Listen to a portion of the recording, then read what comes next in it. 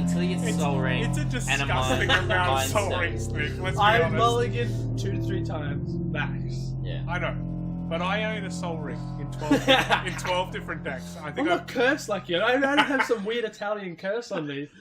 Cursing all some my... gypsy curse. Yeah. It's a Machiavelli yeah. bloodline passed down to me. Machiavellian. I like him. I think it's just karma. Let's start the podcast. Yeah, let's get into I it. think this has been quite nice. Welcome to Settling Scores. Yeah. This is If you're just episode tuning 3. in. Yeah, if you're just tuning in. Brian's joining us. Yeah. Guest star. Guest star. Yeah. Is he hanging around? He coming next week? Fuck, I'll come next week. Right, This is fucking great. It'll be a We're drinking guest star. sangria. We're drinking next week's Fruit Tingles, guys. Yeah. Have Fruit Fruit ordered the Tingles. alcohol. Fruit tingles. Fruit Tingles. Hey, Yeah. hey. You really got to look each other in the eye. Hey. How are It's you not guys? cordial, it's fruiting. It It's is a sangria. no, Yeah. sangria tonight. Yeah. Australian version. A little bit of lemonade just to take the edge off the wine. We're not that tough, Oh, dude, I'm tough. but we Pretty are much drinking it 1 liter at a hit. So I mean, Yeah, you so that know, makes up for it. yeah, About 600. 600. 600. Brian's taking the girl approach. Yeah, I to have. tonight. We're gonna get straight into it tonight, guys. We're gonna go straight into nice light topic that won't create any arguments at all. I already need to pee, so we're on the right track. Okay. Yeah. Should have Oh, told us geez. that before we We've had to started. pause our game so many times for this bloke. I do pee Yeah. a lot during the Yeah. games. You do. Hi. Yeah. Favorite We're back. mechanic from MTG history. Let's go. What Yeah. have we got? Favorite mechanic. Mechanic. You go. Yeah, well, my I'm first... prepared. You sure? Brian's prepared. Yeah, I am prepared. Nick's You're not. the guest. I'm prepared. Yeah, look, I'll go first. Brian's first. My favourite mechanic, and it was the first mechanic that I ever was introduced to, was the heroic. Wow. Because it just... Old school Theros. Yeah. Yeah. Yeah. Whenever you target a creature you control with a spell or ability, Yep. it gets some kind of bonus. Yeah, it could be a 1/1 counter, or it could be... I believe, You know? what was there was a black one, I think it might have been a rogue, but it's basically like as soon as you trigger the heroic, it's destroy another target creature. Yeah, Which yeah. is massive. That Or- was a great one. I think there was a blue one as well. I can't remember his name, but you would you'd target him, and then or you target someone else, and you gain control of the creature. Oh, yeah, or you yeah. exiled it, and it was What? just great because you're pumping up 1/1s. And in standard, when I was playing with you, Yeah. it was pretty much the way to go. We'd you know? always run the Phalanx Leader. Yeah, I think it was a Phalanx Leader. Yeah, splash white and anything you could. Plus Yeah. 1 to every creature you control every time you target it. Yep. You play a bunch of the I think Core 2013 had the Ethereal something or other. It's a 1-drop. Yeah, It gives it +1/+1 for each enchantment you control. Wow. yeah. You just slap that on, dude. All of a sudden, all God's your creatures willing. are You +1. chuck God's willing on, just Yeah. protect it for a turn, then you it get was 1/1 on it. It was a lot of fun Yeah. in standard at that time. Definitely, Yeah. I think that was, and I think I still run. I don't run many enchantments these days, but I always look for the heroic cards to have good bonuses and try and Yeah. implement them in because it is still quite strong. Closely linked to that was the monstrous, because that was the first one. Monstrosity. Yeah. Monstrosity, yeah. Um, That was a good one, yeah. You know, there was that snake, Nemesis something, and it was just like, it's going to be right here in front of Nick. But it was perfect card to get 7/1/1 counters or 4/1 counters on it. The 1/1 counters was Yeah, quite, and it quite just strong. bolstered your creature up, ready to go to attack in standard. I remember the monstrous. Every time in standard I'd play it, it would be like, okay, I can't wait to make this monstrous, and then a game would be over. Yeah. Before I had the mana Yeah. available. The monstrous cost was always kind of 2 or 3 mana Yeah. more than the actual cost of the creature. Well, the only thing was the Nemesis snake was like if you had creatures or cards in your graveyard, it helped you could help pay it out. for Yeah, okay. the monstrosity. So when you got standing, you just Fill your playing graveyard spells up as much with as you skill. can. Yeah, you okay. got it going. Nick, favorite mechanic? Monarch. Monarch. Yeah, I do like Monarch. Monarch's a I lot of love fun. drawing cards. Look, Monarch. I'll go to 1 card in my library just to draw cards. So. Yeah, it's fun. It stays there as Yeah. well, Yeah. and it kind of always just keeps the game interesting for the rest of the game. Yeah, I agree with Um, that, dude. That's It's a a great lot, call. and just it makes it. If anything, makes the game get faster because you're drawing this card. Everyone likes drawing, Yeah. Everyone does love drawing. and it's yeah. really fun with the Jared deck because it gives you a lot of different, A lot of flexibility. a lot of flexibility. You got Yeah. go for certain people, and you can make a lot. You can really make a lot more politics when you get the monarchy out. Yeah. You can pass the crown around. Yeah. The crown, we do have a Yeah. monarch crown. It's actually yeah. behind Nick right Which is, now. quite the $19 off Amazon. Not good. Very. What do you mean not good? It's it was a men's size apparently, but it is quite small. Yeah. It Might have fits a been- 5-year-old girl quite nicely. Some Yeah. sort of Tested that. European 1600s man. Yeah. I mean, but it is fun to actually hand around a physical crown for Monarch. Yeah. Even though some don't wear it. Yeah, and then we don't know who is the monarch. Some in the comments. Yeah. I've picked something quite boring compared to you guys. I guess. I have, and I see I don't like it already. Yeah, I picked Extort, and the Right. reason was because I feel like it's underrated because in Commander it hits all 3 of your opponents and gives you 3 life for every time you extort. So it's one of the mechanics where it's kind of like seems meaningless until you get a multiplayer game going, and then all of a sudden it kind of starts to add up quite swiftly. I remember you used to run it a lot when we played Standard, and and it was rubbish. Like, it was pretty rubbish, because if you're paying 1 for 1, doing 1 damage and 1 health essentially. Whereas in Commander you're paying 1 for 3 damage and 3 health. Yeah. So the returns are quite excessive at that point. So especially when your creatures, if they have an effect or an ability where they receive 1/1 counter or something from that life gain. Yeah, exactly. Perfect Yeah, play. there's a lot of Perfect synergy options that go along with it. Yeah. All right, let's move on to decks. Everyone's built decks that kind of fail to impress. Or fall flat at the table. Yeah. Fall flat at the table is a perfect example. Even fall flat at more than one person. Yeah. I know that I've definitely built decks before, been super hyped in my mind how I think they're going to work, and then all of a sudden they turn out to be kind of a little bit rubbish. So, Briansy, decks that you've built? I'll give you one, and it was when we first started playing Commander as a league with Aaron in it, and it was Narset. And I built around Narset being like, I'll get my creatures out, but hexproof on Narset, just keep playing, and it failed. It failed miserably. Even though Narset had hexproof, I wasn't able to get my creatures out because, Yeah, okay. I think Aaron was playing a lot of Massacre Girl at that point as well, which made it was really hard. Strategies Just very constant difficult. removal. Yeah. So we had to any ramp with creatures, it was just dying, so it didn't work. That was a funny time. Yeah. The meta shifted because we were all playing aggro quite extensively at that point, so it had to evolve quite quickly. Yeah, and I think we're playing decks more so now where creatures that come out to play or our spells that we come out to play are going to affect the whole board, not just one person's as much board. interaction as possible. Yeah. So and it Narset and having those creatures, great, but I probably needed more to go with it. Yeah, okay. Maybe more ramp as well. I think for me, I got 2. One kind of a short little tidbit, which is my Tevish Zat Sakashima deck. Although it was good, it was strong. It was shit. It was strong. It had a good win rate. The problem was Tevish Zat. So basically, when you bring out Tevish Zat, put him over there. Yep, he's up there. He's covering you. It's that -10 ability that scares everyone. Yeah, they kill him straight because with away. Ural, one of the commanders that you can't really fuck with, all of a sudden, Tevishat is a major issue to your game plan. He pulled so much aggro at the table when you bring him out, and it's just like, get rid of it. And I completely understand it because his ultimate is so strong, and it's a game winner. And you basically have to kind of build the deck around proliferating and really getting his counter up as much as possible. I think ideally you would want to bring him out, proliferate as much as possible. Yeah. Maybe the next turn you turn him. The other deck was the Ooze deck. I built a Ooze tribal deck that just could never.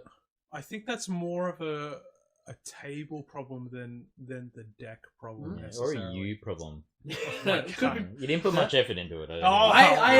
We tested it a bit. It was just the Oozes aren't very strong on their own, though. I think that was an interesting stage in the meta where we went from, I would say, like a power level 5 to approaching a 7. Yeah. Okay. Where we kind of the table shifted to meet. Yeah, we didn't want to play Arch Enemy anymore. We wanted to play casual. It was multiplayer. Because your Ooze deck I remember playing 1v1 with you a lot, and it held its own. Yeah. Against a lot of my decks. It was a good deck. I just think the Oozes could probably do with a better commander than I think I was playing Minioplasm. And I'd like to keep it in those colors and with an Ooze. Commander. So I know, like, playing tribal and playing theme as well can automatically lower your power level because it restricts them. And I think when I first built it was one of the first decks I built. And even I think I put every single spell was Ooze related as well. So I was putting like Void Slime, which I Plasma Capture, which are good spells all the time. So like even the murders, I would only put the murders that had like slime in them or have something to do with oozing. Yeah. Which is like, again, I did exactly the same thing with my Tree Folk deck, which I was super excited for, but it fell into exactly the same problems where every single piece of art. I enjoyed this. I felt like the power of it was quite high. Even 6. Yeah. It was still quite high. It was all right, but it was not cutting the mustard when it came to 4 players. Maybe your commander wasn't. I did swap. I did run Doran for a while. Yeah. The Siege Engine, and it kind of worked a little better. But I think changing it into the Sapling deck was a better. Oh, that definitely changed it. Yeah. The other 2 decks that I've made that have fallen a little bit short of expectations were I made a blue-white rogue deck with Lazav, I think, as the commander. Yep. These are 2 decks that the other one is my Mutate deck. Running Brokos. We've talked about that though. It's more Mutate's how Mutate handles at the command table. Yeah, it's one of them things where Mutate's great one-on-one. Yeah, and the rogues are great one-on-one. As soon as you have more than one target, because it's only targeting, everything's essentially targeting one player at a time. It becomes very hard to handle the amount of issues on the board. Because rogues are reliant on attacking. The rogues was very much being about being unblockable and being able to sneak through for damage here and there, and it was a lot of it was stealing opponents' kind of cards off them. Yeah, exactly. Yeah.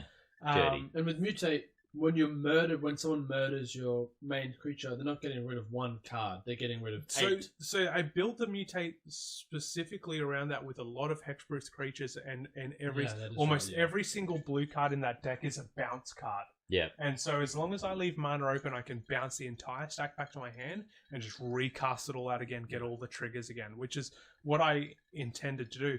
I think the funny thing is, ultimately, is that with our table at the moment, there's always more than one person that's potentially threatening. Yeah. And because of that, if nobody else is helping you put the effort into stopping that person, you're getting left behind. Dumping a lot of resources into kind of trying to slow that person down. I know that a couple of months ago, I definitely felt like that was a big issue where I was wasting 3 or 4 turns a game dealing with threats by myself, and everybody else was building, and I was just I'd had an empty board state while I was trying to deal with threats, and that's just it becomes a political issue to a degree, and it also becomes like a table issue of like. At that point, I shouldn't worry about it. I should just try not to make myself target. Yeah. And it's a shame that you were going after me all those times. I mean, that's probably why you failed. Yeah, I mean, maybe. Atraxa was going nowhere. But we will. I was gonna say no one ever. Yeah. Oh my gosh. We will definitely touch on this. We've come up with a couple of new segments for the show, which I think you guys will find interesting, hopefully, and we'll kind of touch on them issues a little bit later on. We wanted to quickly touch on our last game that we put up on YouTube. Yep. Just kind of run through it. I know we did a little bit in the Presenter Presents thing with Brian's earlier on. We did. If you're tuning in, it's going to be great. Just the same. I'll release it first because it should only be 20 minutes. Yeah. But it was a fascinating game in terms of the fact that I think a lot of people had plans, and then plans shifted. Dramatically, all within one turn. Yeah, which kind of made it interesting. So, I know Nick, you touched on this before.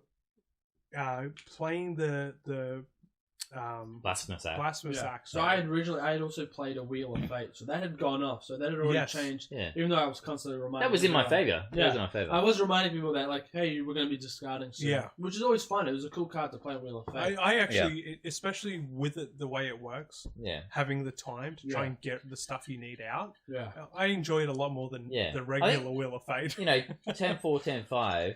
If you're doing that Wheel of Fate, it's about to pop off. Great, and you should be getting your cards out. Exactly, and agree. Some of us weren't getting our cards out very. Some of us had 4 board wipes in there. I couldn't do anything. Some had nothing but mana or nothing but artifacts. So that was an interesting game. Yeah, I think you guys can definitely. The YouTube's up at the moment. Yep. You can go and have a look. Season 3, Episode 3. Pause. Watch it, or do what you want. It's only half an hour. Get to it. It is only half an hour. It's quick. skip into about 40 seconds in. That's when we start the gameplay. You can get in, get out. Actually, nice and no, quick. don't skip the first part because it's all about solvering and Nick's, picking on Nick about yeah. Mulligan. So just because I have luck and I Mulligan. know the gods. the will of the gods after 3 Mulligans. I pray every night. After 3 seasons of.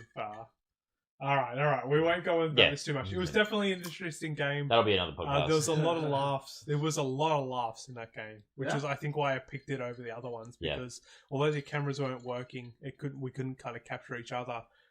There was a lot of laughing going on, and the game after that had a lot of hate. So much hate. We walked away with salt in our hair. Yeah, that's how bad it was. Yeah, I could taste it when I licked my lips. All I could taste was salt. We've got a brand new segment this week. We're calling it Lost Legend of the Week. Lost Legend. And we're going back through Magic's history. We're going to try and find legendary creatures that you can build a deck around that are kind of underrated and in our opinion, a lot of the time underappreciated in terms of what they can do. This week we've picked Dagatar, the Adamant. And I've got this card, and I just fucking never looked at it as being anything more. This is the first time than just a 9. Look, I've seen it on EDH Rec. Look, I'm scouring EDH Rec for really good commanders or commander of the day that they're showing. Yeah, possible cards. So, like, what I'm seeing here is that it's the first deck's kind of useless. It's the ability now that you can move your 1/1 counters wherever you kind of want. So you think that? Yeah, but that's actually not what's important. Okay. No. So when I picked this card, I was kind of looking through EH Rec and I was like, okay, what's a color combo I don't often use? Yeah. This is an interesting one. Abzan's definitely. Yeah, we haven't seen it at the table that often. No, ever. I don't. Yeah, it's quite a. True. From where I'm sitting, it's quite an unusual color combination. Yeah. And this commander specifically, in that color combination, when I look through the EDH Rec, is very low down on the score. Yeah. So it's green, black, white for you guys that are kind of tuning in and unaware of it. Abzan. And Abzan's the name for it. And basically he's all about 1/1s, 1/1 counters. So I think typically it'd be safe to say that a Traxxas blue, green, black. Yeah. Is black, typically the white. kind of 1/1. Blue, green, black, white. And white it would be another one. Yeah. So not having blue kind of struck me as a little bit odd with this commander. But once I kind of looked through the cards that can go along with it, any card that features an Outlast mechanic typically has +1/+1. Each creature you control with a +1/+1 counter has either First Strike or Trample or Death Touch or Menace. Yeah, and all of these cards are like 25-cent cards. They're very unused, underutilized. Even the Evolve mechanic can trigger quite happily because you're kind of bringing out a lot of Evolve in green as well. Yeah, So I was very surprised when I kind of took this guy at face value as not being very important. Like I said, I think I own 3 copies, and I've never once considered putting him in a deck at all. Yeah. Let alone making him a commander. But once I started to look through, he actually had quite a lot of synergy with a very wide variety of cards, and also a wide variety of cards that were very inexpensive. Yeah. So I think you could put a decent commander deck together with him for about $80 and have something that would throw down at a reasonably competitive level. And you're going to end up with, quite a lot of Outlast mechanics and quite a lot of kind of fun stuff. So I don't think he will get the proliferate, which I think kind of favors blue a little bit more. Favors blue, but there are some green cards like there is a couple of green cards that hang around, definitely. Green white. Yeah. So look into Dagadar. He's a fun guy. I think sweet art. He's very cool art. It's Khan's a Takia, right? I think, or something that block. Yeah, something like that. Yeah, that kind of had him. So a couple of years old now. 2014 or something like that. Yeah, a little bit older.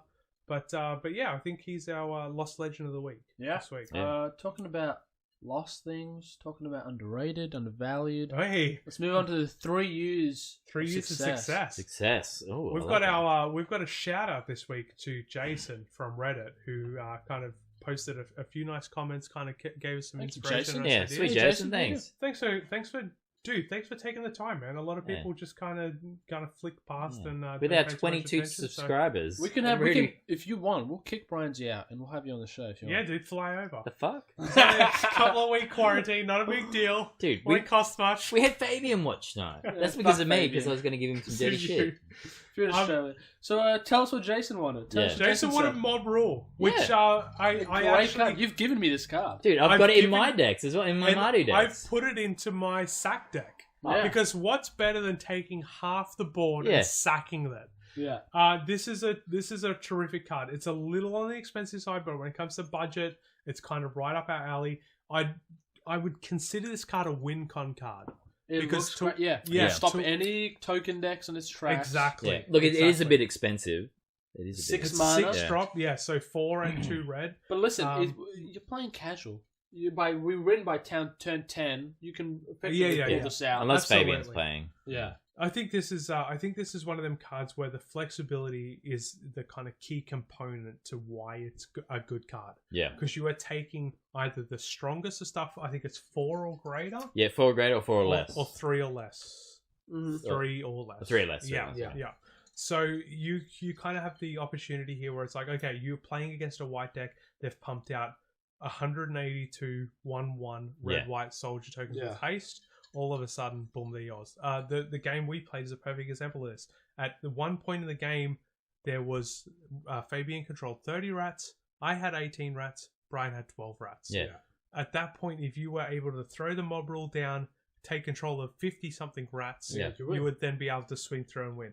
It could be considered situational, but at the same time, if you're playing red and you're playing, especially if you have a sack outlet, there's nothing better in the world than stealing half the board and then sacking it before they get it back. Looking at the faces when you're sacking Yeah, it, exactly. You're like, I'll hell? take all your creatures that are 4 or greater.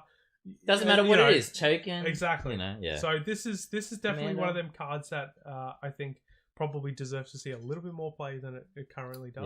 Yeah. And look, I'm happy to put it in my Falco deck because that's all about sacking. I've definitely, I definitely got a. I think I've got cards very similar to this into my sack deck. Yep. My Thraxidar deck. Yeah. But yeah, I think I might have to make a little bit more room for this. Yeah. And squeeze it in there. Yeah. Undervalued Yeah, what card are you of the thinking? week. Undervalued. I have a vested interest in this card. I've been playing. Really? I've been playing it since 2013. Conflict of You have. interest. You have. Conflict of interest. I ethically I need to disclose this immediately. This is a card that, especially with Quandrix coming out and the amount of copying available, Yeah. is just a win condition in itself. We're talking about Biovisionary, 1 green and a blue for a 2/3 at the beginning of your end step, and that's the key That's here. the key. It's not upkeep. That's the thing. You that don't have to changes it. wait for a whole Yeah. round of the board. Do it then and there. Like things Exactly. like Felidar Sovereign, all those. Exactly. You have All to wait them- till your end step, and anything can happen yeah. in an end step. And you got 3 people gunning for you once Yeah. you have that target above your head. Like with you've this won little with this guy- before you play it, and then you play Rite of Replication, and you win. Boom. Yeah. Yeah. Right off the bat, you play it on your second main before anyone has a chance to respond, and you're in and You you're can out. even bait stuff on your main. As long as you've got the mana open, you can bait it, boom, boom, boom, Yeah. and then bam, play it. And then the other big factor now that Strixhaven's out with the new Quandrix Commander, the copying. Yeah, you get 2 you straight get away. 2 tokens. Yeah. So you really only need to do this once or twice, and boom, all of a sudden you have the 4 required tokens. This card is currently 60 cents. It was 48 cents, and it's kind of crept up just slightly. But as far as being like, when you look at even Felidar Sovereign, I think that's a $2 or $3 card, right? And it's had a bunch of reprints. Yeah. This card has only had 1 print ever in Ravnica, Returned Ravnica. So buy now. So I think it's worth looking into. I don't think there's any harm in, if you're running Quandrix and you're copying stuff, this should be just a default add to them decks. Yeah. And Simic's perfect. Copying is what it does. Yeah. Copying is what it You got does. the ramp, you got the mana there, you've got all kinds of really fun cards. I'll flash a couple of them up right now that I've got in my Wizards deck, and that's You'd mistake that it was Cheap Tuesday for Subway, because now we're looking at under $1 cards. Well, actually, it's Friday. Is it? No. You can All right. listen to this on a Tuesday. Down under, it's we have- Friday. Peace and Quiet, which is an artifact from Exodus, I believe it is. Look, I'm not going to look too closely. We'll double check that. But this card's one of them cards that there's cards similar to it. But this in Commander, there's very few cards that do the same thing as this does. And this is for a 1 colorless and a white, destroy 2 target enchantments. So there's quite a few. I would never put this in my deck. Yeah, really? Either would I. I'd put something that say target artifact or enchantment. Yeah. So that's the thing. That's a green card. I don't think there's any white that do artifact and enchantment. So So what about the Path to Justice? Wear and Tear. It's red and white. Yeah. Okay, so this is the big thing: is that this is mono white, so you get a little bit more flexibility in terms of. No one's running mono white. No, but like if you're running, unless you're forced to. If you're running black white, yeah, you have very limited options. This is one of them. So yeah, what you mean, yeah. So this is one of them. This is one of them cards where it's like you can get to destroy an enchantment for 1 white, but there's only 2 cards, I think, or 3 cards in the game that do that. Yeah. This does it for 2. So you're destroying 2. So you're essentially getting 2 cards for 1. Yeah. And when it comes to 99 cards, you have to be pretty selective with what you're putting in. And I is feel it an like instant? Yeah, instant. It's an instant or a sorcery? It is an instant. No, that's all right. Played an instant. If it's speed. an instant speed, yeah. But there's a sorcery well, out there. that's the other factor is that sorceries return to dust. And yes. it does either 2 artifacts on your main phase or 2. Yes, but that's also an $8 or $9 card. This thing's under by the $1. precons, guys. It's always on a precon. It's always a precon. This is under $1. Yeah. So this card has the value beside it, but it's You're always getting value from precons. Listen, if you can, this is why board wipes are so good, right? Yeah. If you can kill, why would you run a murder when you can run a damnation? Yeah. There's a reason damnation costs $30. Yeah. You know what I mean? It costs 1 extra mana and you're killing everything. Yeah. I feel like this is kind of the same thing where you can kill 2 for 2 instead of 1 for 1. So instead of having to put 3 1-drop destroy enchantments, you can put 1 2-drop in. And it's killing 2. So the game we played the other night was a great example of this. You had Swarm Intelligence out. Yeah. Fabian had out, I think, something. I had to really beg to keep Swarm Intelligence around. You had to renege on a deal. You had to lose a point. Was that game that we put up? Yes. Yeah, dude, you lost it. Yeah, I was like, I don't care. Yeah. I would have said whatever I needed to say to keep Swarm Intelligence out. Yeah. It was only for like a few turns. Anyway. It was only for 3 turns, I think. But I think this is an underrated card, guys. I honestly think. I know there's a lot of enchantment removal in white, but it's very hard to get multi-enchantment. Yeah. And especially without wiping the whole board. Because a lot of time, if you're running white, you are running enchantments. You don't want to lose them at the same time. Yeah. So, listen, you can input your own cards. I don't have to pick them. Yeah, I'm going to pick cards next week. I'll pick cards next week. Okay. Yeah. Anyway. So we have a brand new segment. Yeah. Another brand new one. I know, we've been working hard. So many new ones. I know. Is it because of me? No. I feel like Not it's at my all. birthday. This is just happening. Yeah, alright, yeah. So we wanted to, since we're playing casual, since we're playing a little bit low on the power level and we've got a little bit more to kind of work around, we really wanted to implement some more strategy and to help casual players, especially newer players, kind of get their head around how to win, how to convert points into the game and convert cards into win rates. Yeah. And so what we wanted to do is we wanted to return to the old masters of strategy in a sense. Yeah.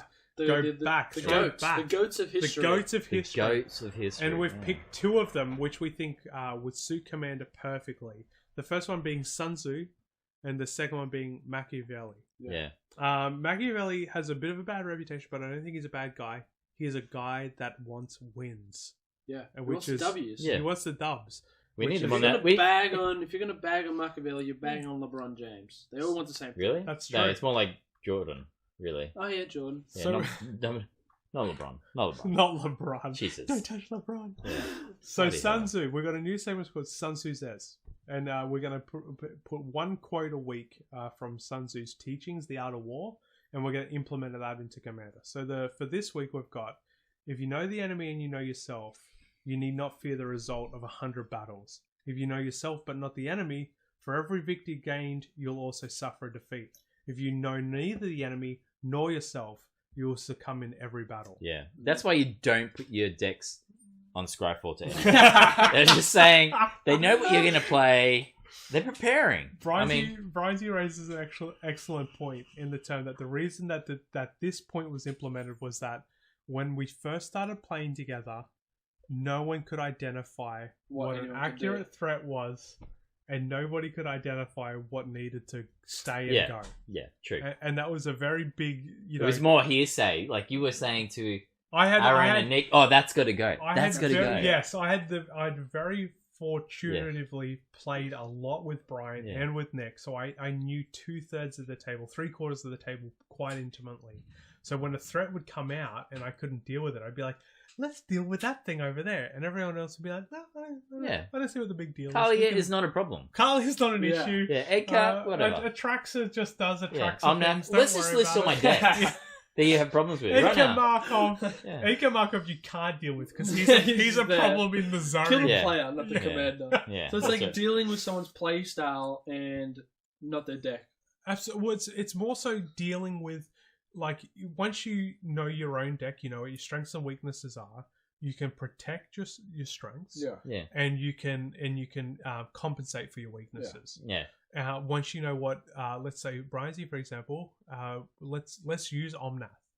We know that Avenger of Zendikar is a big threat when it enters the battlefield. Yeah. And we know that Omnath, if Brian Z can play the 3 lands a turn, is a big threat. Which I'm doing pretty much most of the time because I'm either sacking a land or and ramping out of Timbuktu. Yeah. Even more so Kalia. Yeah. We know Kalia is a threat as soon as she hits the field. And this is the big thing, is that like with Sun Tzu and the Art of War, we can clearly identify what Brian's threats are and what our strengths and weaknesses are.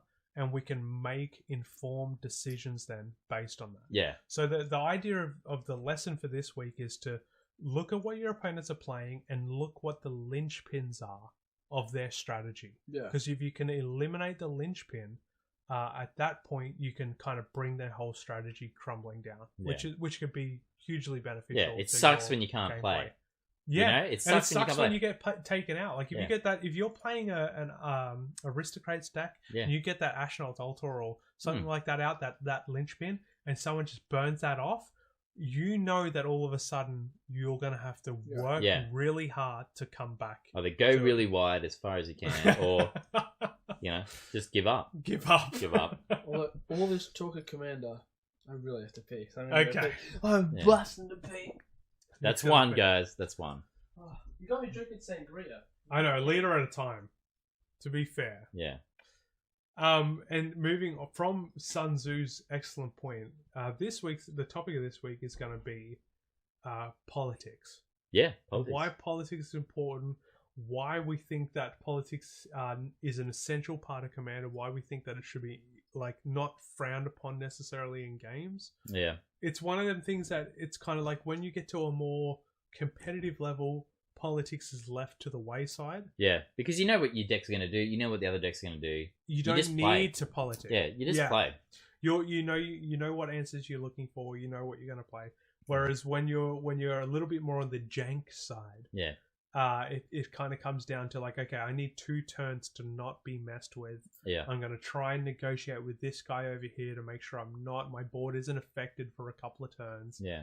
And that kind of becomes a very interesting social dynamic to the game. I'd like to think that politics is kind of 30% of any Commander game we play. I think most of the time, and usually it's when we're about to die, you know. Yeah. I've got to say, the deals and the negotiations come thick and fast. Yeah, I don't rely on politics until I'm about like I've got nothing in my hand, or I can see the next 2 or 3 turns where I'm getting screwed. Yeah, that just happens. Just Brian's just politics. So really, I just you know it, dude. Yeah. You know it from a mile away. Yeah, dude, you could echo it from the toilet. What deal did we have the other night? He just said, "I'll give you a favor."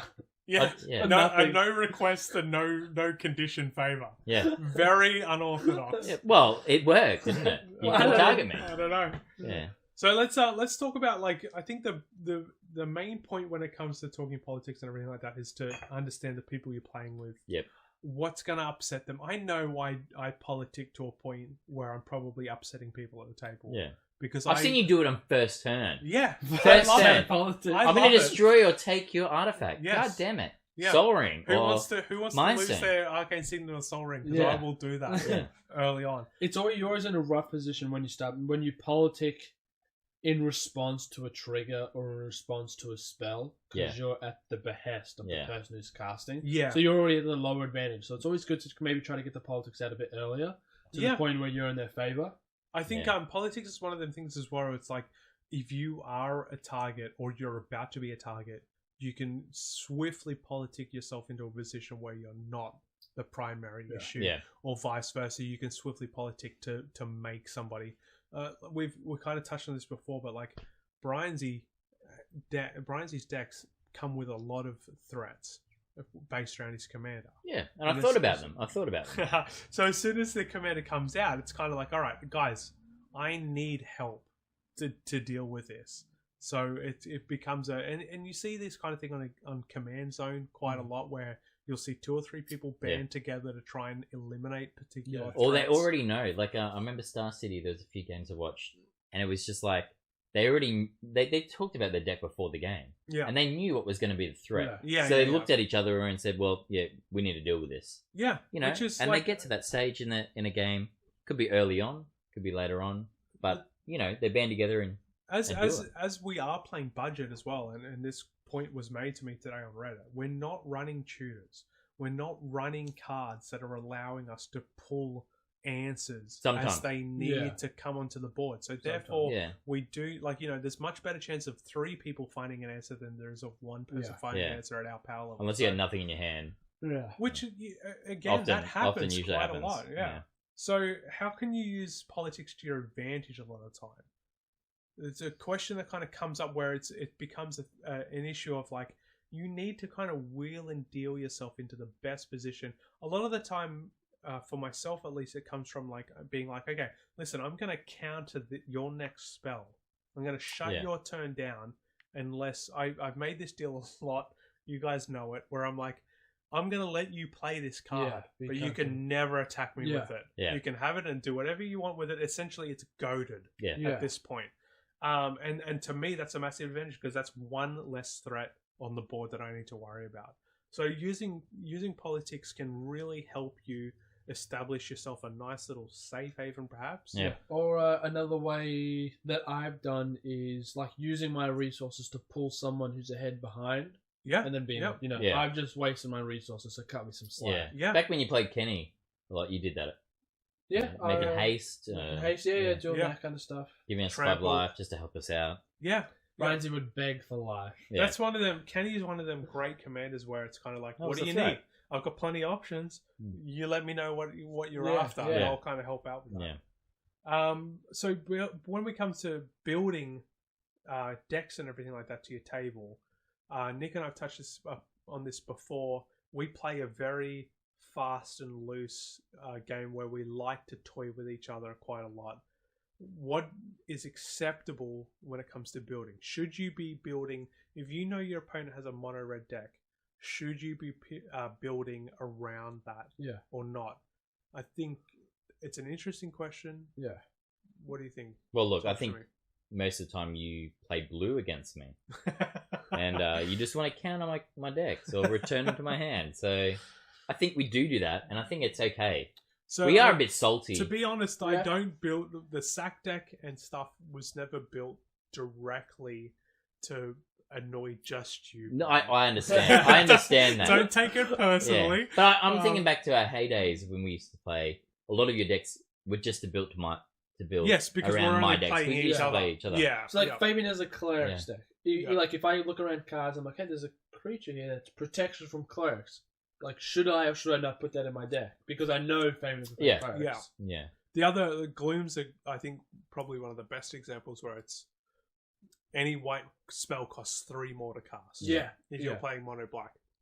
That is a very, very much a fuck you kind of card. But at the same time, like, we're in a very lucky position where we play so many different decks on such a regular basis that it's impossible to build specifically to counter particular decks. Because I can build the Gloom into my deck. You own 2 decks with white in them. Yeah. Fabian owns maybe 2. Yeah, I've got a lot of white. You might own 3 or 4, but it's 1 out of 3 colors. Yeah. So very rarely will it be affected at that point. I think there are cards that you can play that affect the board state of everyone. There's better cards. Yeah. Ultimately, rather than just focusing on one color. Yeah, because there's definitely like I know that there's cards where it's like enchantments cost 2 more to play. Yeah, or that covers. you know, all they come colours. in tapped. Yeah, Yeah. so that would be tapped. considered probably more of a pillow fort deck than it would be a political kind of move at that point. I guess. I think that kind of strategy comes down to what your. I know if I play Gloom, Nick and Fabian are going to kind of giggle about it, be a little bit salty, but most of the time it'll just be like. It's just more of a pain. It's more of a just like you know, like whatever, dude. Yeah. You know, it's a cheap shot, but it might just you could even be like, all right, let's get him. Yeah, exactly. It's not something. Yeah, we don't really ever take to pain. It's not personal. A personal attack at that point. Yeah. Okay, so what about running in that case then direct counters? We're kind of talking about instead of building themed, you know, kind of fixing towards it, towards particular decks. What if we're running cards like the, you know, counter target blue spell? Yeah. Very specific. Yeah. I'm thinking of Pyroblast because I played that the other night. Yeah. Pyroblast is a good example. But I had to use it. Yeah, I have a Pyroblast in my red deck, but I put that in there because I put as many red counters as I could to protect the thing. Because I knew someone would probably play blue. Yeah. Usually someone plays. I guess that's one of them things where it's out of 4 people, there's 5 colors. Yeah. You're probably going to see one of each color at the table. Do you think running? Once again, this is for me at least a situation where running a direct counter takes up valuable space in the deck.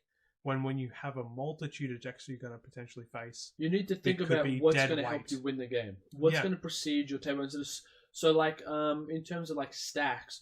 If you're building stacks into your deck and you're slowing the table down, how are you going to win? Like, I'm not saying that you can't, but it's like, what things in your deck do you have to win? Like, you should have a plan. Don't just put them in to slow everyone else down if you can't pull out the game. Stacks that's something I think we would all agree Unless you have a specific way you're going to do it, and it's only one way, it's going to be very hard for you to win. Yeah, Stacks you're just going to make the game on forever. Stacks is a very interesting No one in our table really play stacks at all. We've had a few blind obediences come in. This is this is the difference between stacks and pillow fort. Yeah.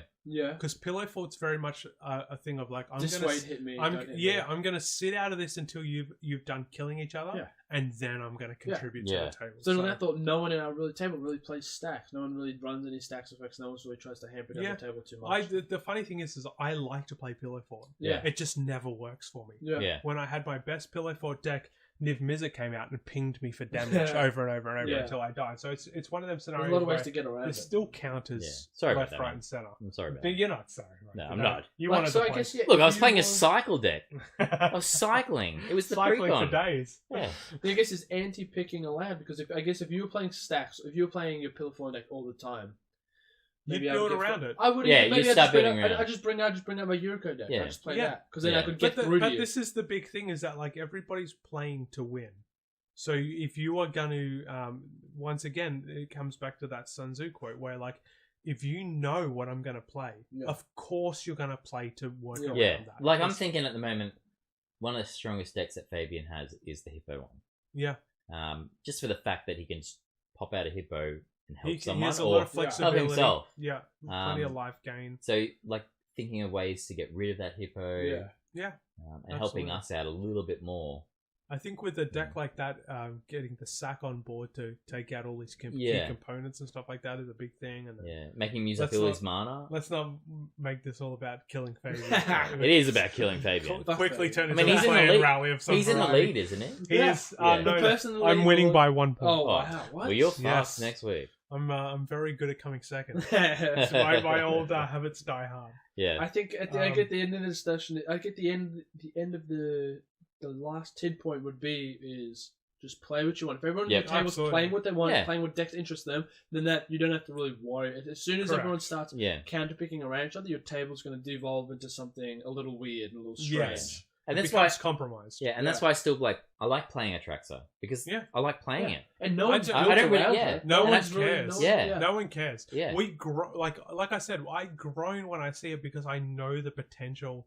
I've seen it do crazy things, and I just have these flashbacks of like, Brian's gonna have 8 creatures. They're all gonna be 30/30s. Yeah, they're all gonna have trample, and I'm not gonna be able to do anything. And I'm not sorry about that. You shouldn't be. Yeah. You shouldn't be. Yeah. So let's talk wheeling and dealing in terms of making deals. I know that we make pretty fast and loose deals. I know I've seen on Command Zone where they've made deals that have potentially backfired from time to time. Yeah. I love a deal.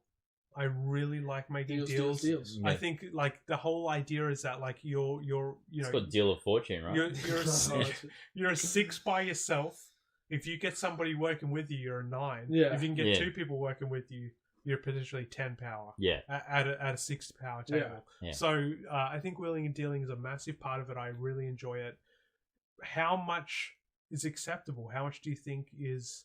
Look, I think if you keep wheeling and dealing with Nick every week, you're gonna get suspicious. I try a wheel deal with everyone. We haven't really been wheeling and dealing that much lately. No, I've dealt with Fabian a lot lately because he's had a lot to offer. I do say no to a lot of deals. Yes. Yeah, but once again, this is one of them interesting scenarios where like I can make as many deals as I want.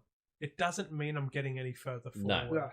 It's and if Brian has a strong start and a strong board presence, he doesn't have to make deals. That's exactly because he's kind of set himself up in a position. I think where it also depends on the deck you're playing. Like for Jared, it's very important for me to establish kind of like trade routes. I'll give you the Monarch now. I'll let you have for round. Let me ping you for 3 and let me take it back. And then I'll be like, Brian, let me give you. It's like if you're gonna take it, let me get it back. You're gonna draw 2 cards, and then I'm gonna want that. So I need to do this trade routes. But then if I'm playing Magda, I don't care. I don't want to do anything. I don't want anyone to make me because the deals will slow me down and backfire and stop me from attacking. I don't need anyone. I just need my treasures to bring my stuff out and to do my dragon attacks. And I'm thinking the same with the Yuriko as well. Yeah, you're just slinging out Yuriko or something. So it's like I'd say that's 3 different scenarios. You have Jared where I need deals, Magda where I don't need deals, and Yuriko's a half. I can't make deals because I can't honor them unless because it's a global burn. Yes, but Yuriko is one of them things where it's like what you hit me the other night. I'm happy to hit, like if I know I've got a little bit of life gain in my deck and that I can potentially recoup a little bit, that means at worst I'm coming second. Because everyone else is going to take a little bit more. So Yuriko's one of them decks I think where it's like half and half. Yeah, I didn't expect anyone to be making deals with me with Yuriko because it's like I understand you don't want to get burned for 10 I'm up for deals regardless of the situation. Yeah. I'm a politician. That's what I want. Labour. So let's talk about when to eliminate people, because this has definitely been once again a situation in our games recently where no one wants to go down on turn 5 and wait half an hour. Yeah, well, no one sucks, wants that. Doesn't it? We both did it the other night. We just walked away for a pee, came back. Not only do you not want to get eliminated, I look at it as I don't want to lose a potential ally. Early on in the game. Because to me, if I can keep somebody in and have them owe me something, then that is 1 less card I've got to play. That's 5 less mana I've got to tap. That's, you know what I mean? So I think that where I sit personally, when it comes to eliminating people and knocking people out of the game, I want to, like I said with you in that game, I want to get you down to a position where I know I can get you if I need to, but I don't ever want to knock you out unless I have to. And I think that's a really big thing where like you get salty when you get taken out of the game prematurely. Yeah, you do. You know what I mean? And sometimes it's like by accident or we just see because you're playing, maybe you have a strong card in the field, and it's like I have to get rid of you now. It's like, it's kind of like, well, not really, dude. Just I can work around it. I feel like I cop this a lot with the Wizards, where it's like, okay, I eliminate somebody else's threats and immediately become the threat. It's like, no, listen. I don't want to be the threat. I want to hang around here. I'm trying to, stop this person from being the threat. But sometimes we know what that deck can do, and we've seen them play. Listen, popping and taking creatures is a big deal of that deck. Yes, absolutely. This is one of these situations where I'm gonna say to you guys something, and you're never gonna believe me. And that something is that like I just want to have fun and play the game. I'm only taking things away from people because I want to see what happens. There's nothing worse than somebody having. I know Aaron went with that Dark Depths card or whatever. That had a 20/20 trample indestructible on like turn 4. And I took that away from him. It immediately became a huge threat. But because that's what he wanted to do. But that was the thing, is that like I just didn't want the game to end that early. I didn't take it because I wanted to kill everybody else. Because someone would have been out in that 2 turns anyway. So dude, that game would have ended in 7 turns if we had to let it stay, kind of thing. So Learning when to eliminate, I think, is a massive thing, and learning what to eliminate, I think. And Exactly. then I think also just the social aspect of it. It's like turn 5. It's like it's not probably unless you can close the game out in the next 2 or 3 turns, which only happens sometimes in our games. I'd say like 15-20% of the time. Maybe. It's like is it really worth taking someone else so they can't play for that long? Yeah. We're all here to play. Yeah. At the end of the day, we're all here to play. We're all here to have a good time and have fun. And like I said, I'd rather be in and help and play an extra 10 minutes than just be eliminated from the game and just be like, all right, I guess I'll shuffle for 35 minutes until you guys are done. And I guess at our table, power level comes into play with our politics. You know, if we want someone to stay in the game, it's because maybe their power level's a little bit lower. We can control them, like you said. You can control me. Yeah. And we can get ahead. And the other thing is, like, when I want somebody in, I want somebody in to help me because I'm not at the level of the person I'm worried about. Ultimately, so it's kind which of is the person you're probably targeting. Yeah, I think like keeping everybody. The Buddhists have I think it's the Buddhists. I can't remember. They have a great thing about like it's like nobody can stab you if you're hugging them. Do you know what I mean? Like it's impossible for them to stab the knife in your belly if you've got them in a warm embrace. They can stab on the back. Keep everybody really close together. Try and keep them in and keep them happy. And this kind of ties into the next point of. Can you actually find where that come from? Who? Can you check if that is a Buddhist? That is a Buddhist quote. I don't know if it's Buddhist. Do you guys think it's Buddhist? It's an Eastern philosophy thing of like, you know, you can't be stabbed if you're hugging. If you can we find more phrases like this? Yeah, dude, I love stuff like that. Yeah, it's so good. See if we can match it with any cards, maybe. Well, that's why I wanted to implement the Sun Tzu in that because he's got so many little kind of cool things that apply to multiple different areas. Identifying threats accurately. This is a big thing. I think it can be hard because. If you're trying to find you're identifying a threat early, you're looking at me. Yeah. I think, but this is more. If you look at the commander straight away, or maybe the person that's ramping up the most. But then again, listen, if I play an astronaut's altar, I expect that to be targeted. Yeah, you probably do. And Nick touched on this before with Tevishat. Yeah, it's a lightning rod. Yeah. Brian with Kalia. We all have cards that as soon as they hit the table, people know what you're going to do with Fathom them. Mage. We'll talk about that in another podcast. Fathom Mage. That poor card. It's my favourite card. It just gets killed every time I put it out. No one Brian wants you to draw. It's the strongest card in the world. It's not. We'll talk about this in a different podcast because we have so many stuff. We don't have enough time. Yeah. But this is one of them things where it comes back to the Sun Tzu quote of knowing your enemy and knowing yourself. Yeah. You know, there's when anyone ever builds a deck, there's 4 or 5 pieces of that deck that are going to win you the game. Yeah. And it's identifying what them pieces are. They are the things that I think as soon as they hit the board, it's like, okay, everyone needs to work to eliminate that threat, that particular threat. Obviously, there's always times that it comes up where a combination will happen of cards, and all of a sudden someone will go from, third to first very quickly because of the kind of right conditions and everything like that and synergy. But identifying threats accurately, I'd like to say that we've become much better at it. Yeah. Definitely the first season we all played together, I was always pulling my hair out like, we need to deal with this. We need to deal with this. And everyone's like, I don't understand why Massacre Girl's a big deal. Yeah. I don't think that's an issue. And it's like, no. We need to make sure it never hits the field. Like Kalia. We soon developed a meta of no 1/1s. Yeah. Our motto was no 1/1s. Yeah. If you've got a 1/1, don't play it. Just leave it in your head. It's a little hard when you're playing Edgar and you play a vampire and out comes another no one would vampire. ever play 1/1. If you played a 1/1, you're betraying the table. Betraying the whole team. Yeah. So, no matter what political agenda. If you're playing a mana dork, you're betraying us. Exactly. No mana dorks. Yeah. Everyone had to change their... What an interesting meta that was back then. That was really fun. Yeah. That was just one. It was fun in the way a veteran reminisces of World War One. Yes. The trenches. Yeah. And what do they call it? The warfare where it's all cannon based. You know what I mean? Like you've just got to just withstand the constant barrage. I'm thinking Jerusalem. You got to Jerusalem. You got to hold the in. Romans. For context, it was me, Brian, Z, and Nick. We were playing with someone else. I was playing the Calamax deck, $50 precon. Yep. Brian's he was switching between Edgar, Kalia. upgraded precon. Yes. All not even upgraded. To be completely honest, but Kalia wasn't that strong at the time either. Precons from 2016, 2017. Nick, you were running just kind of decks you were making on the fly. You actually there were decks that were targeted to all my precons at the time. I think Brian and I were playing a lot of one-on-one, so there was decks that were definitely made to kind of like compete with Brian's decks. I think that was about it. Yeah. Our power level wasn't too high. I'd say I was running Calamax, so I'd probably say like a 5. 5.5?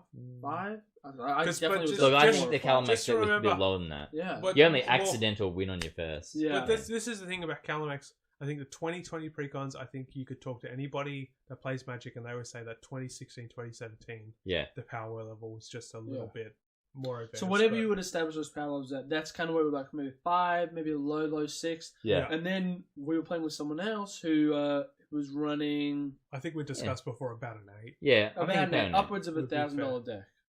Australian, a mono black Massacre Girl deck where it was just oppressive. Oppressive, and it was almost arch enemy every single game. Yeah. It was at the stage where it was regardless of the card that was pulled, every card was a threat. Yeah. At that point, because we just were not playing at the same level.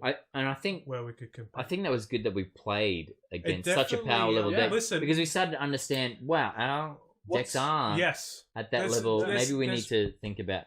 Our table developed a very strong, synergistic deck building style. We really enjoyed. We really got into. It reminds me of there's a quote that a guy in year 11 said to me whilst we're playing volleyball for PE. Okay. Which in the change rooms?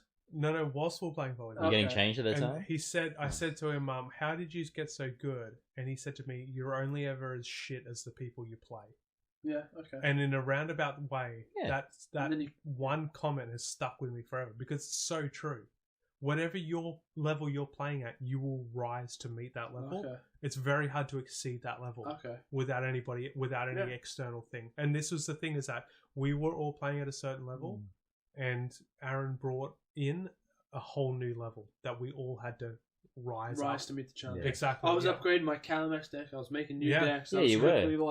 This isn't going to work against you got straight into Calamax and you were upgrading it straight away. Yeah. I think Nick, like as far as brand new people to the format have gone, have kind of adapted, you kind of went from 0 to hero very quickly in terms of like without blowing smoke up anyone's ass. I will say Fabian has gone from like 0 to God. 0 to God, because I'm looking at his decks going, what the hell? Fabian's skipped quite a lot of the research steps and gone straight to the cheating step. I don't think it's cheating. Well, it's scummy play. I don't know. This might be just a me thing. The idea of asking other people to help me out feels like cheating, because it's like you're building 100-card deck to suit you and your playstyle. Yeah. It's one of the things where it's like, if you're getting people just to add the most optimal choices, it feels like cheating. I don't know. I think more so it feels also like it's every deck he pulls out is a different playstyle because it's not his. So it's like completely unpredictable how it's right. But I think like in a way to get into the game, you do need like that feedback from people. Will it happen? Will this deck even be able to compete? In Fabian's defense, especially with people that have been playing for a year or two, if you have the resources, take them. Yes, the internet's out there. You're only gonna get better by accepting people's advice and stuff like that. And look, there's lots of videos out there of how to upgrade your decks. He just skipped that whole phase of getting like stomped when you start upgrading and then being like, that's not a good card. Yeah, get rid of that and continue that. Which kind of feels like he's lost a little bit of the rite of passage of being a Commander player in a sense, because he has kind of skipped them whole phases of like, he has great decks, but he cannot identify a threat. No. At all. I've seen him pull out a Progenitor and be like, that's a cool art. It's like, you don't remember buying that card? Yeah. He pulled out, he's like, what does that do again? It's like, you don't remember buying a Progenitor Medic? Yeah. So why do we like politics? Ultimately, what do you think? Why do you think? I think it keeps the game going. Why do you think politics is better than playing competitive and not having politics at all? Because politics is messy. I think the social aspect of our table, it's a lot more talk. we're There's a getting lot more shit stirring. There's a lot there more kind is. of jabbing at each other. It's kind of like playing a better, 10 times better Monopoly, where you're talking and you're able to trade and all that kind of stuff. It's like playing a better version of Monopoly, maybe a different type of board game Monopoly. It's like playing kind of like a board game where everyone's kind of talking, and the politicking can also give you the win, which is the big part. Yes, but it can change your strategy. Yeah. If you're thinking, I'm not really a threat at the moment, no one's really targeting me, and all of a sudden someone, makes a deal with someone across the table, and you're just sitting there going, oh shit, I've got two threats really that I've got to deal with, not just the one or three, all separate. So I think that like politics adds a whole nother layer. Yeah. It's like a sub game.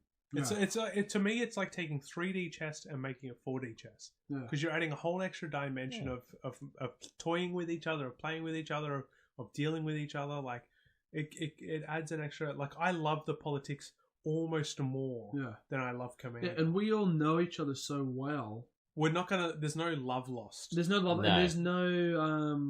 I don't know about Fabian. Like he's on the third year. He might go home and cry.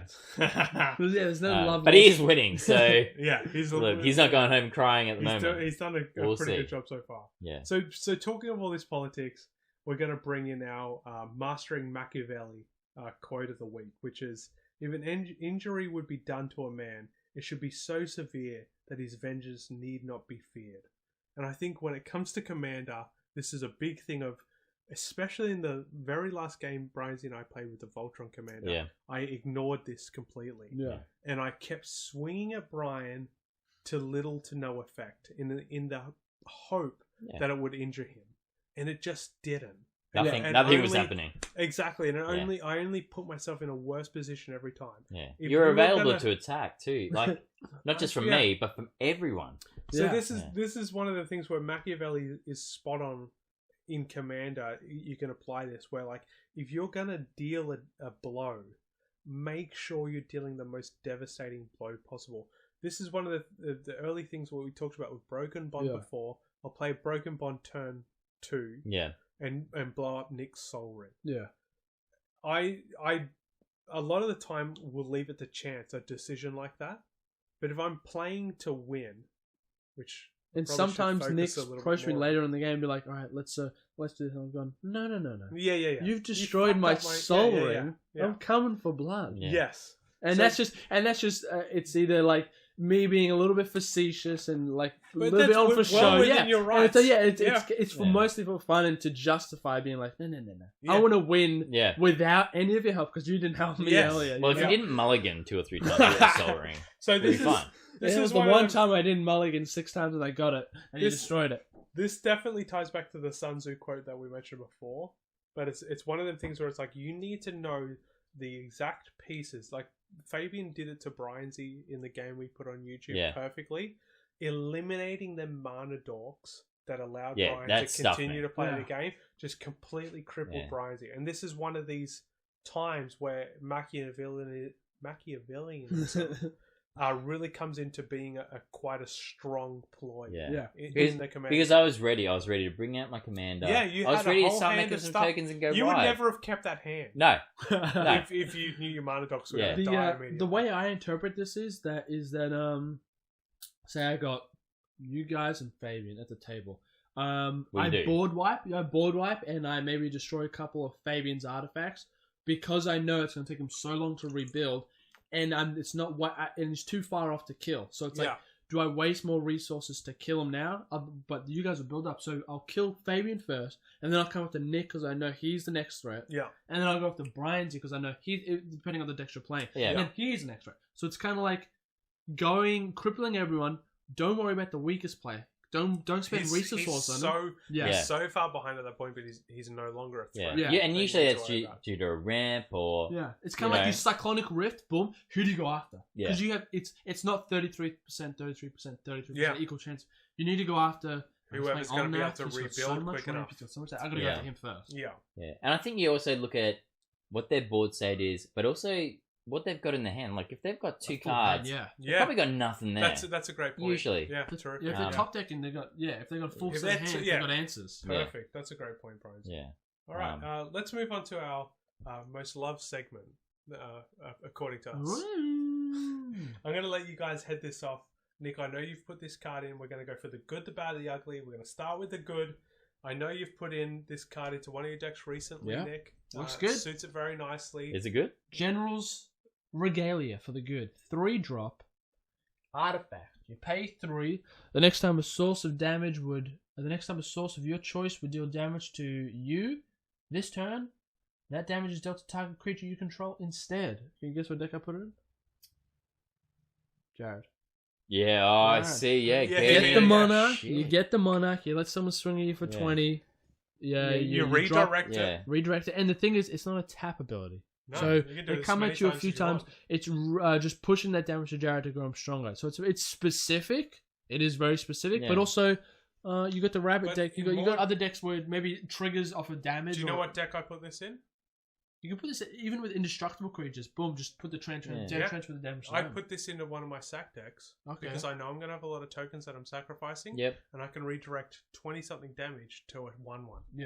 Yeah. Instantly and just blow it up. I'm going to sack it anyway. Yeah. So you run a pumice in your deck. What does that do again?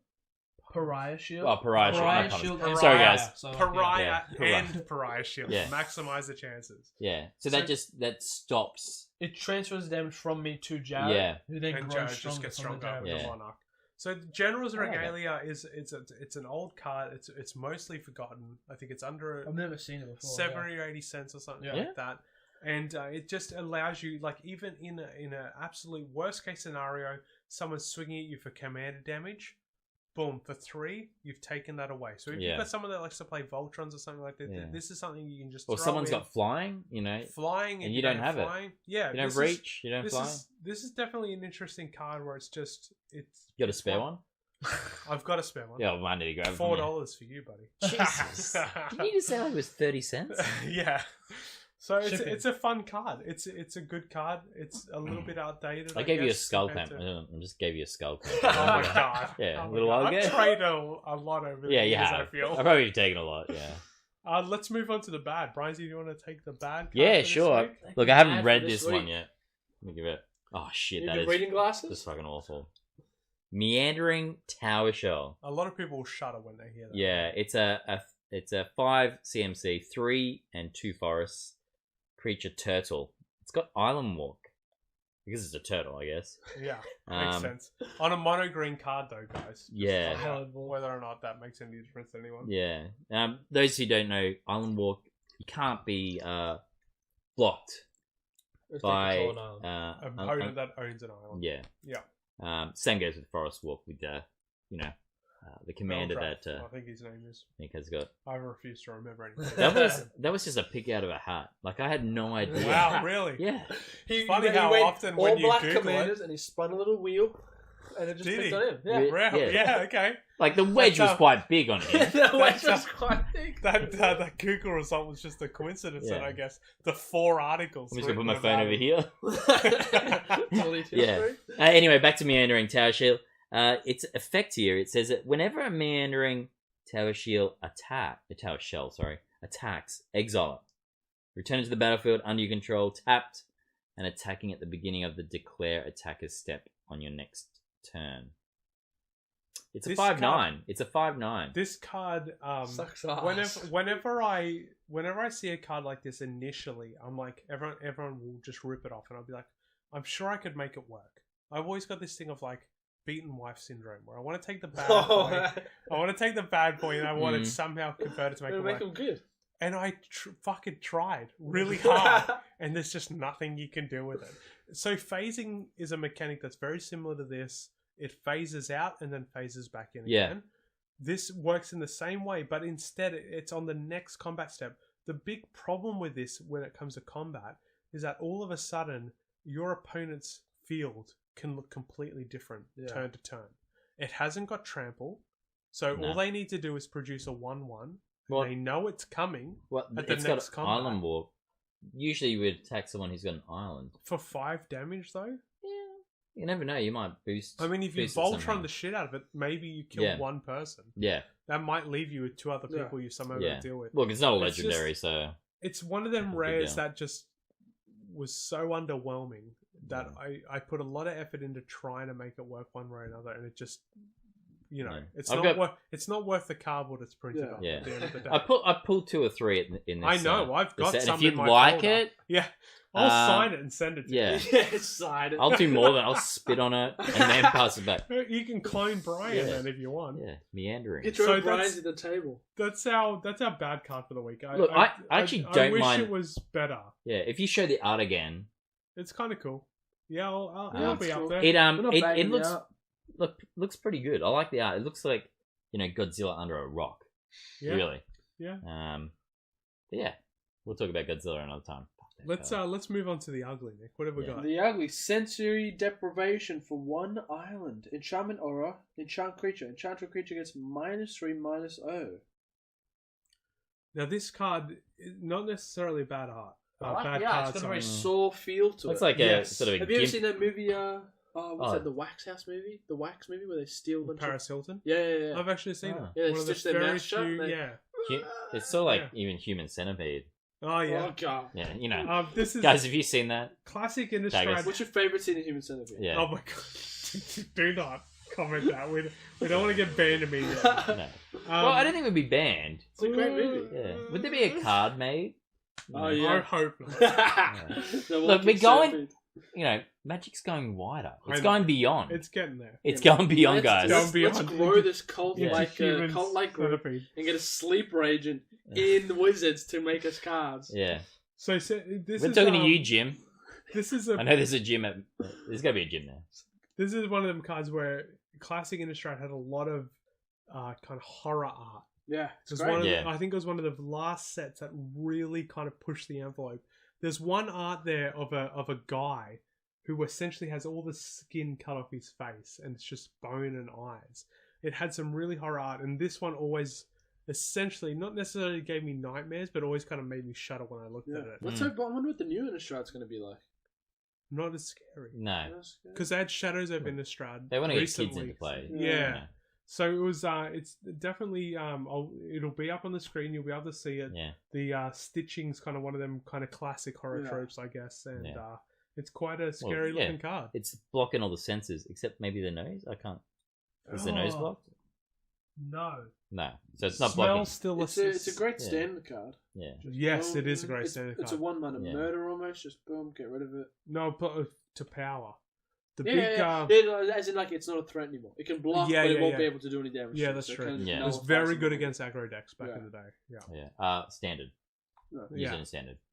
And I think honestly, guys, that's all we got for tonight. That's all we got. Yeah. We're if you want us to talk about more shit, send us questions. Send us questions, please. We need it. Recommendations.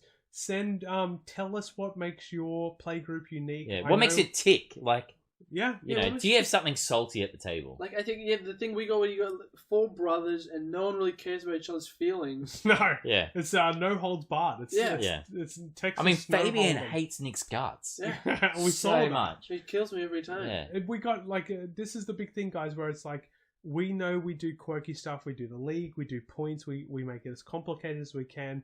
We stab each other in the back, left, right, and center. Yeah. What makes your playgroup unique? Yeah. What makes it tick? What makes it unique? What do you do? What kind of politics do you have? Yeah. Let us. What makes you come back to play? Yeah. Yeah. Like, that's a big factor. Yeah. Really, I come back to play because I want to get back at you guys because you're bastards. Making me so salty. We talked about this with the league. We feel like the league's a major factor in keeping us all enthralled in what's happening because we kind of have the break after each season. We have a couple of week break. Yeah. And it's all everyone's itching. It's like first game of soccer season. You're just itching to get back out there. We want that. Dude, I'm always messaging saying, when are we playing next? Everyone wants the trophy, guys. That's what it comes down to. I don't care about your feelings. I want that fucking trophy. Where is my trophy? Follow us on Twitch at Settling Yes. Score. Give us a message on Twitter at Settling Score. Live every night, Wednesday, 6:30 p.m. Wednesdays, Australian Eastern Fridays? Standard Time. Yep. We're trying to beat the algorithm on YouTube, guys. So the longer listen, put the YouTube clip on, put it in the background, just leave it playing in the background. We don't care. Yeah. Just do whatever you got to do. Yeah. You can shower to us if you like. Yeah. And we're always happy to take your suggestions on board. Thanks for tuning in, and we'll catch you next week. All right, with see you more guys. content. I gotta pee. See ya.